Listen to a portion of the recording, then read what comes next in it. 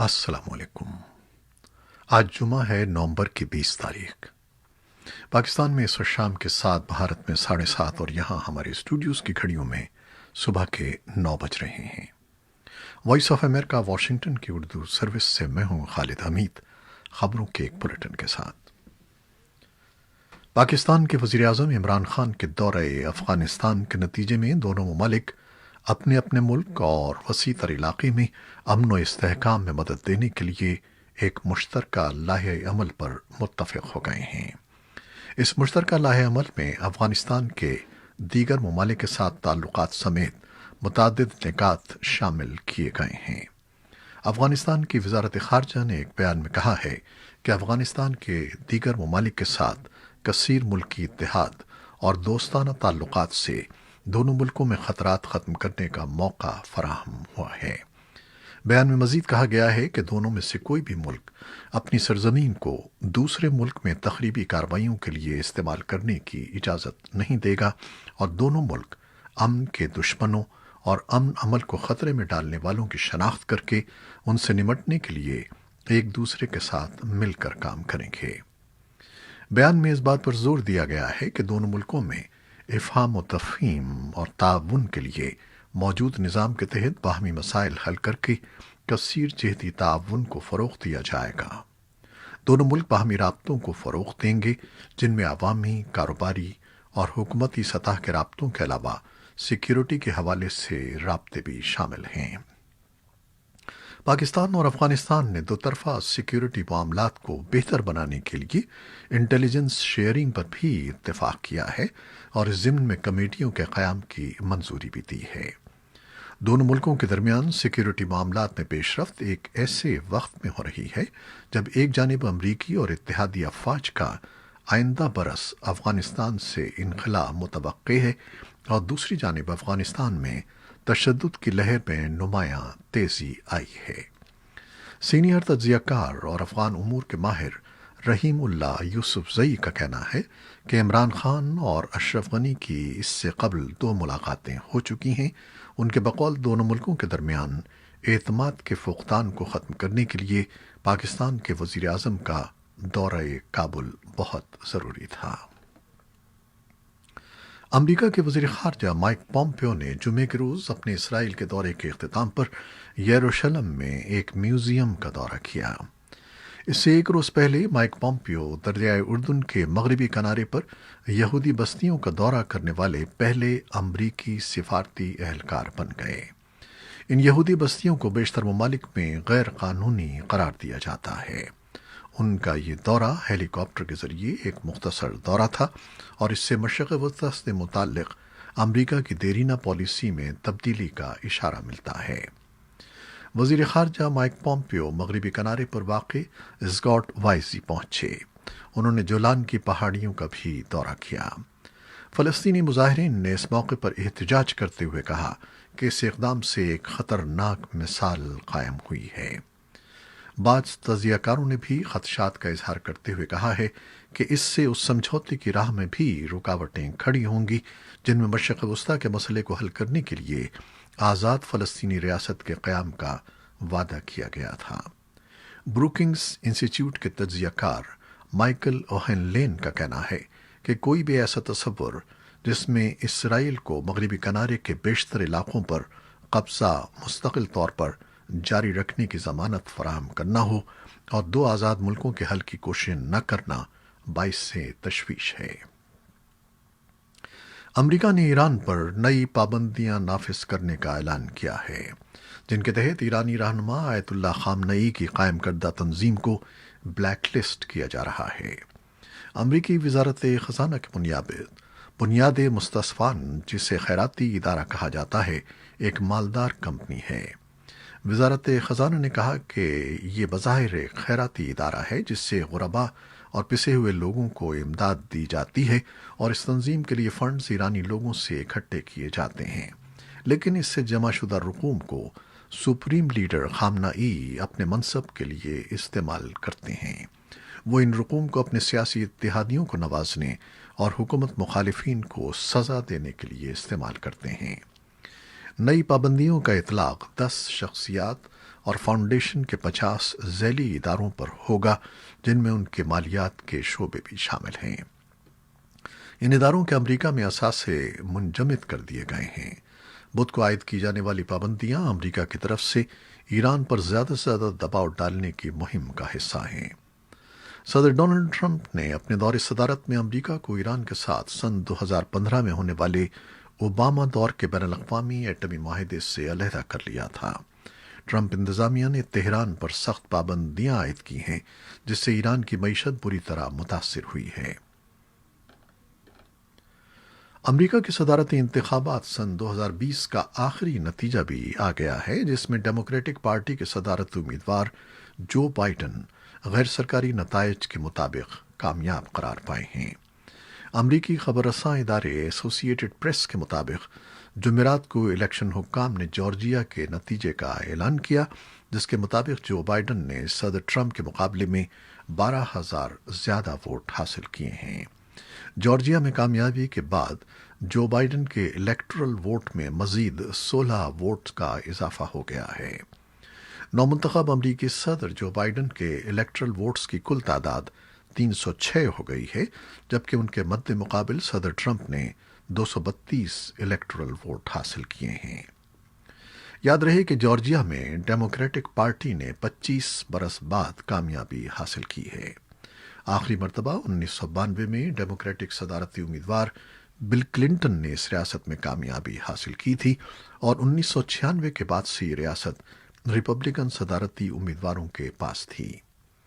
دوسری جانب صدر ٹرمپ انتخابات میں مسلسل دھاندلی کے الزامات عائد کر رہے ہیں۔ جارجیا کے انتخابی نتائج پر بھی انہوں نے اپنے ایک ٹویٹ میں دعویٰ کیا ہے کہ جارجیا کے مختلف کاؤنٹیز میں ہزاروں ایسے ووٹ ملے ہیں جنہیں گنا نہیں گیا۔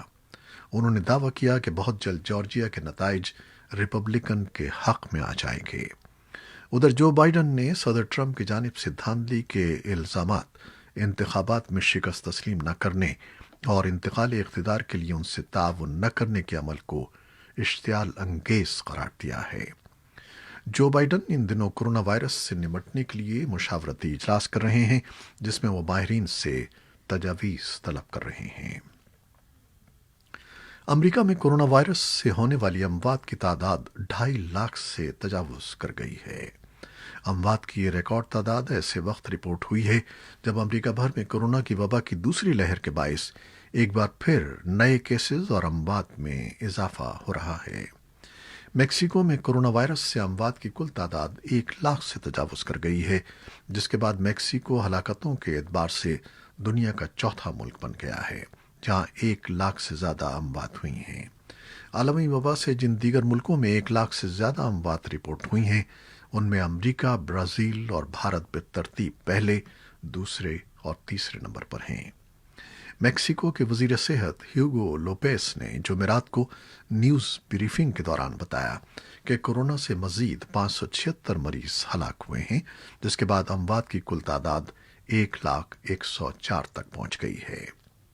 افریقی ممالک میں کورونا وائرس کے مجموعی کیسز کی تعداد 20 لاکھ سے بڑھ گئی ہے، جس کے بعد طبی ماہرین کا کہنا ہے کہ 54 ممالک پر مشتمل براعظم کو وائرس کی دوسری لہر کا سامنا ہے۔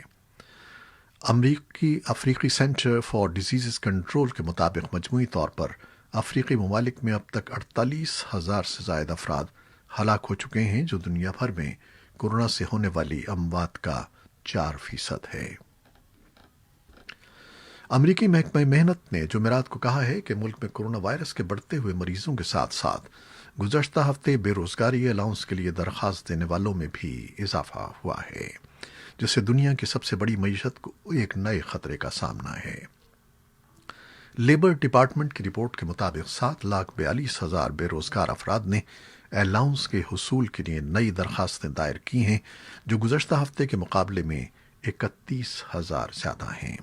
یہ مسلسل 5واں ہفتہ ہے جب بے روزگاری الاؤنس کے لیے درخواست دینے والوں کی تعداد 8 لاکھ سے کم ہے۔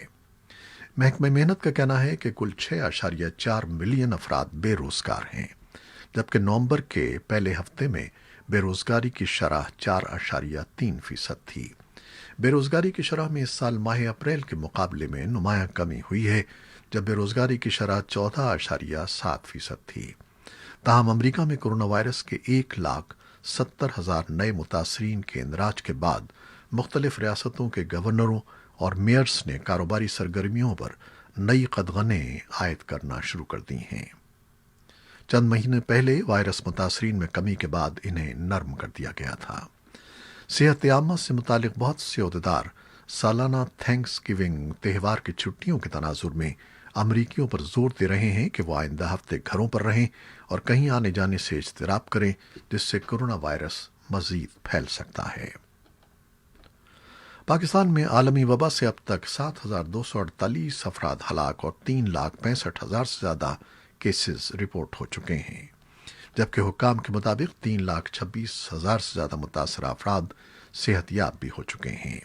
حکام کے مطابق کورونا سے متاثرہ 1,535 مریضوں کی حالت اب بھی تشویشناک ہے۔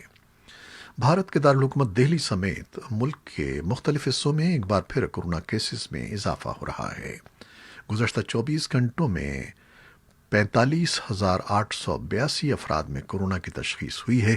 اس کے ساتھ ہی بھارت میں کورونا کیسز کی مجموعی تعداد 90 لاکھ سے تجاوز کر گئی ہے، جبکہ ایک روز میں 584 افراد کی موت کے ساتھ ہلاک شدگان کی مجموعی تعداد 1,32,162 تک پہنچ گئی ہے۔ افغانستان کی حکومت نے سردی میں اضافے اور کورونا وائرس کے پھیلاؤ کے باعث آئندہ 15 دن میں اسکول بند کرنے کا فیصلہ کیا ہے۔ وائس آف امریکہ کی افغان سروس کے مطابق ترجمان وزارت تعلیم کا کہنا ہے کہ جماعت اول سے ششم تک کے تعلیمی ادارے ہفتے سے بند کر دیے جائیں گے۔ پاکستان کی حکمراں جماعت پاکستان تحریک انصاف نے دعویٰ کیا ہے کہ اس نے گلگت بلتستان کی قانون ساز اسمبلی میں اکثریت حاصل کر لی ہے۔ اس نے یہ اعلان 4 آزاد امیدواروں کی حمایت حاصل ہونے کے بعد کیا ہے۔ غیر سرکاری نتائج کے مطابق پاکستان تحریک انصاف کو 10 نشستیں حاصل ہوئی ہیں، جبکہ پاکستان پیپلز پارٹی نے 3 اور پاکستان مسلم لیگ نون نے 2 نشستوں پر کامیابی حاصل کی ہے۔ 7 حلقوں میں آزاد امیدوار جیتے ہیں۔ 23 نشستوں کے لیے یہ انتخابات 15 نومبر کو ہوئے تھے۔ حزب اختلاف کی جماعتیں انتخابات کو دھاندلی زدہ قرار دیتے ہوئے احتجاج کر رہی ہیں۔ پاکستان پیپلز پارٹی کے سربراہ بلاول بھٹو کہتے ہیں کہ وہ انتخابی نتائج کو ہر دستیاب فورم پر چیلنج کریں گے۔ پاکستان کے وزیر انفارمیشن ٹیکنالوجی امین الحق کا کہنا ہے کہ نئے جاری کردہ قواعد کے حوالے سے اسٹیک ہولڈرز اور بین الاقوامی کمپنیوں کو اگر اعتراضات ہیں اور وہ ان میں ترامیم چاہتے ہیں تو ہم اس پر بات چیت کے لیے تیار ہیں۔ دوسری جانب پاکستان میں سوشل میڈیا مواد کو ریگولیٹ کرنے کے لیے متعارف کروائے گئے نئے قواعد کے باعث بین الاقوامی ٹیکنالوجی کمپنیوں نے پاکستان کو خبردار کیا ہے کہ ان قوانین کی وجہ سے AIC ممبران کو پاکستانی صارفین اور کاروباری اداروں کو اپنی خدمات کی فراہمی کرنا انتہائی مشکل ہو جائے گا۔ دنیا بھر میں یہ ہفتہ روڈ ٹریفک حادثات کا شکار ہونے والوں کی یاد میں منایا جا رہا ہے۔ اعداد و شمار کے مطابق پاکستان کے سب سے بڑے شہر کراچی میں ٹریفک حادثات اور ان میں ہلاکتوں کی ملک میں شرح سب سے زیادہ ہے، جہاں 3 سالوں میں یہ ہلاکتیں 1,000 سے زائد ہو چکی ہیں، جبکہ اس عرصے کے دوران ایک محتاط اندازے کے مطابق 10,000 کے قریب افراد زخمی ہوئے ہیں۔ ماہرین کا کہنا ہے کہ ان بڑھتے ہوئے حادثات کی وجہ سے سب سے بڑی وجہ انسانی غلطیاں ہیں۔ تحریک لبیک پاکستان کے سربراہ علامہ خادم حسین رضوی جمعرات کی رات لاہور میں انتقال کر گئے۔ مرحوم کی نماز جنازہ ہفتے کے روز لاہور میں مینار پاکستان گراؤنڈ میں ادا کی جائے گی۔ وہ گزشتہ چند روز سے بخار اور سانس کے مرض میں مبتلا تھے۔ جمعرات کی رات انہیں طبیعت بگڑنے پر شیخ زید ہسپتال لاہور لے جایا گیا، جہاں ان کا انتقال ہو گیا۔ علامہ خادم حسین رضوی کا تعلق صوبہ پنجاب کے ضلع اٹک سے تھا۔ انہوں نے حفظ و تجوید کی تعلیم جہلم کے مدارس سے، جبکہ جامعہ نظامیہ رضویہ لاہور سے درس نظامی مکمل کیا۔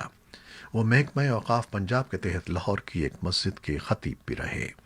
گزشتہ دنوں اسلام آباد اور راولپنڈی کے درمیان فیض آباد کے مقام پر فرانس کی جانب سے گستاخانہ خاکوں کے خلاف ہونے والے TLP کے دھرنے کی بھی قیادت خادم حسین رضوی نے کی تھی۔ وفاقی وزیر مذہبی امور پیر نور الحق قادری، پاکستان مسلم لیگ قائد اعظم کے رہنماؤں چودھری شجاعت حسین اور چودھری پرویز الہی اور پاکستان علماء کونسل کے سربراہ علامہ طاہر محمود اشرفی نے علامہ خادم حسین رضوی کے انتقال پر تعزیت کا اظہار کیا ہے۔ یہ تھیں وہ خبریں جو فیس بک لائیو پر ہم نے آپ کے لیے پیش کی۔ ہماری ویب سائٹ اور یوٹیوب پر یہ بلیٹن پوسٹ کر دیا جاتا ہے، جسے آپ بعد میں بھی دیکھ سکتے ہیں۔ خالد حمید کو اب اجازت دیجیے گا۔ اللہ حافظ۔